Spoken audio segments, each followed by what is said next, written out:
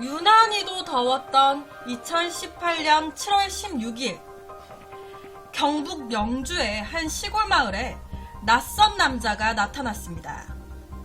낮 기온이 무려 섭씨 34도를 웃돌던 그날, 옆에 보시는 것처럼 머리부터 발끝까지 꽁꽁 싸맨 채로 두 눈만 빼꼼 내밀고 시골길을 활보하고 다녔다는 이 남자는요, 얼마 뒤에 경북 영주 인근의 한 새마을금고에 나타났습니다. 즉, 얼굴을 꽁꽁 싸맨 채 돌아다녔다는 이 남자는 복면 은행 강도였던 거예요. 대낮에 은행에 침입한 이 남자는요, 현금 4,380만 원을 챙겨서 달아났습니다. 놀라운 거는요, 직원들을 위협하고 금품을 갈취해가지고 은행 창구를 나가는 그 모든 시간이 단 55초 만에 이루어졌다라는 거예요. 사건이 벌어진 이 새마을금고는요, 파출소에서 100m도 채 떨어져 있지 않은 되게 가까운 곳에 위치한 새마을금고였습니다. 그런데도 대낮에 버젓이 복면까지 하고 안으로 들어선 이 남자, 왜 아무도 이 남자를 막지 못했던 걸까요? 당시에 이 새마을금고 건물 앞에는요, 은행 CCTV가 있었습니다. 하지만 이 CCTV에는 이 강도 남성이 은행으로 들어오는 장면은 찍혀있지 않았어요. 즉, 이 은행에 설치된 CCTV는 아무런 도움이 되지 않았던 겁니다. 그런데 정말 다행히도요, 새마을금고 주변의 한 상가 건물의 CCTV에 이 남성의 모습이 포착이 됐습니다.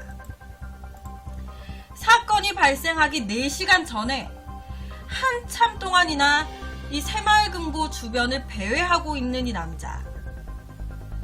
이 남자는요, 얼마 뒤에 오토바이를 타고 새마을금고 주변에 나타나가지고 골목 안으로 들어가는가 싶더니 잠시 후에는 오토바이를 어딘가 두고 걸어서 골목을 빠져나왔습니다. 지금까지 제가 설명해드린 이 모습을 차근차근 보여드릴게요. 자, 배회를 하고 있는 거예요. 근데 얼마 뒤에 오토바이를 타고 나타납니다. 오토바이를 타고 나타나요. 그리고 골목 안으로 들어가는가 싶더니 잠시 후에 오토바이는 어디인가 두고 혼자 걸어 나옵니다. 여기서 담을 넘어서 새마을금고가 있는 건물 안으로 진입을 했다는 이 남자는요, 이 건물 안에 있는 화장실에서 대기하고 있다가 12시 20분경 점심시간으로 이 은행이 한산해진 틈을 타가지고 새마을금고 안으로 침입을 했던 거예요. 단 55초 만에 직원들을 제압하고 돈을 챙겨 이곳을 빠져나갔을 만큼 이 범인은 빠르고 또 치밀해 보였습니다. CCTV에는요, 돈다발을 들고 뛰어나오는 범인의 모습도 함께 포착이 됐어요. 골목 안에 세워뒀던 오토바이를 타고요, 유유히 이곳을 빠져나간 이 남성, 그리고 이 모습을 끝으로 더 이상 이 남자의 흔적은 찾을 수가 없었습니다. 경찰은요, 범행 전 막 이렇게 활보하고 다녔잖아요. 여기까지를 어떻게 왔는지 경찰들은 역추적을 하기 시작했어요. 그리고 그 결과 사건이 일어난 영주에서 약 40km가량 떨어진 안동의 한 치킨집 주변에서 이 범인 남성이 타고 사라진 오토바이의 흔적을 찾을 수가 있었습니다. 이에 경찰들은요, 바로 안동의 그 치킨집 주인에게 전화를 걸었어요. 그리고 이 범인이 돈을 털어서 오토바이를 타고 도망간 이 사진, 도망갔을 때 찍힌 이 CCTV 상의 이 사진을요, 이 안동의 치킨집 사장에게 보내면서 이 오토바이 당신 오토바이 아니냐고 확인을 부탁하게 됩니다.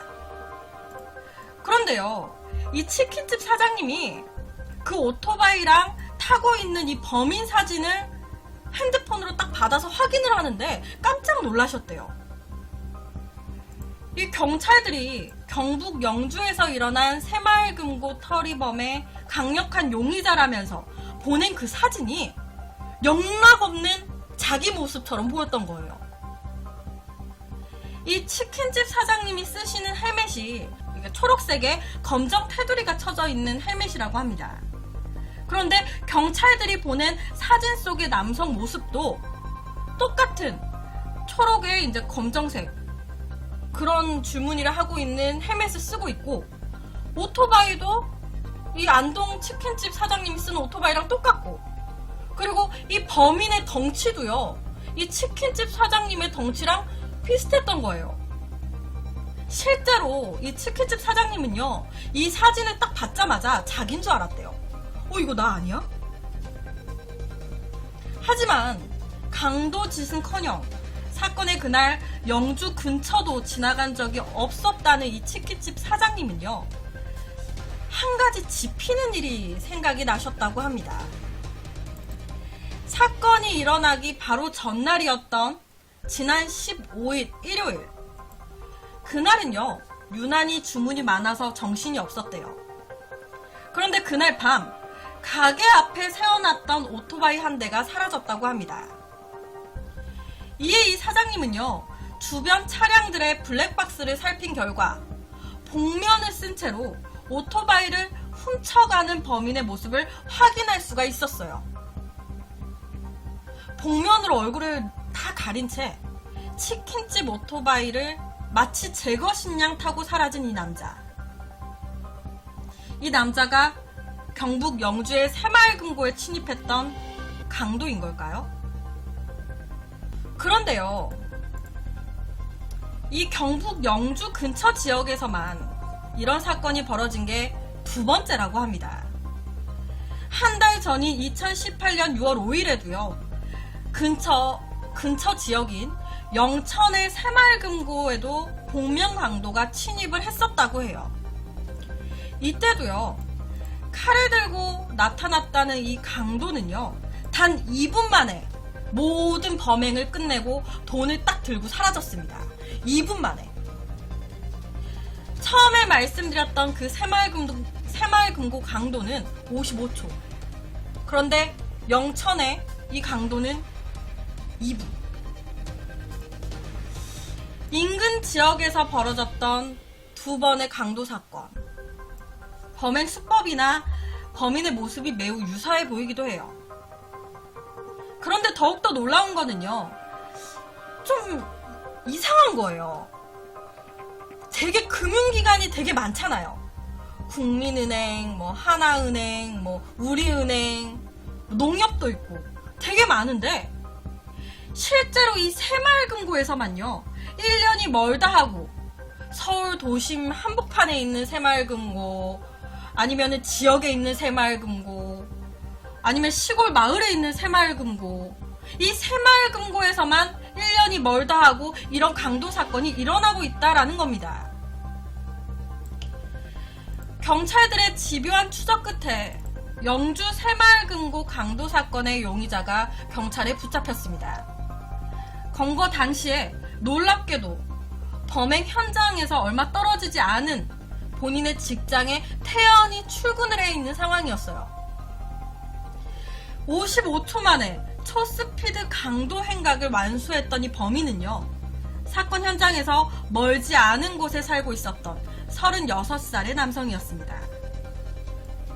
이 남성은요, 범행에 사용할 오토바이를 훔치기 위해서 범행 전날 일부러 다른 지역인 안동으로 넘어가서 치킨집 오토바이를 훔치는 그런 치밀함까지 보였어요. 지인들이 얘기하는 이 범인은요, 밤잠을 쪼개가면서 투잡을 하며 살아왔을 정도로 굉장히 성실한 남성이었다고 합니다. 그래서 이 남자가 용의자로 딱 잡히자마자 주변 지인들이 깜짝 놀랐대요. 되게 열심히 살고 있는 애가 왜 강도짓을 해? 그럴 애가 아닌데? 그리고 이 안동의 치킨집 사장님은요, 이런 얘기를 하셨어요. 이제 여러 매체에서 이 범인이 치밀하다. 그래서 그런 식으로 얘기를 하는데, 전혀 안 치밀한 것 같아요. 제가 볼 때는 약간 이 범인 바보같이 보이기도 했습니다 라고 얘기를 했습니다. 왜냐면요, 이 범인이요, 범행에 사용할 오토바이를 물색하는 동안에 치킨집 주변 CCTV에 수차례 본인의 민낯을 드러내놓고 다녔던 거예요. 옆에가 실제 CCTV 화면입니다. 이 똑같은 구간을요 3-4번을 돕니다. 민낯으로 얼굴 안 가리고. 그러다가요, 아, 저 오토바이를 훔쳐가야겠다 싶으니까 그때서야 어디로 이렇게 들어가가지고 복면을 쓰고 나타나요. 그리고 훔쳐서 달아난 거예요. 뭔가 계획적으로 이루어진 범행인 것 같긴 한데 약간 어설픕니다. 이 범인은요, 동종 전과는 없는 사람이었어요. 식당을 운영하는 과정에서 거액의 빚을 지게 됐고, 그게 불어나면서 감당이 안 되다 보니까 돈을 마련하기 위해서 강도짓을 하게 됐다라고 이 범인은 진술을 했습니다. 그렇다면은요, 왜 많은 금융사들 중에 새마을금고였던 걸까요?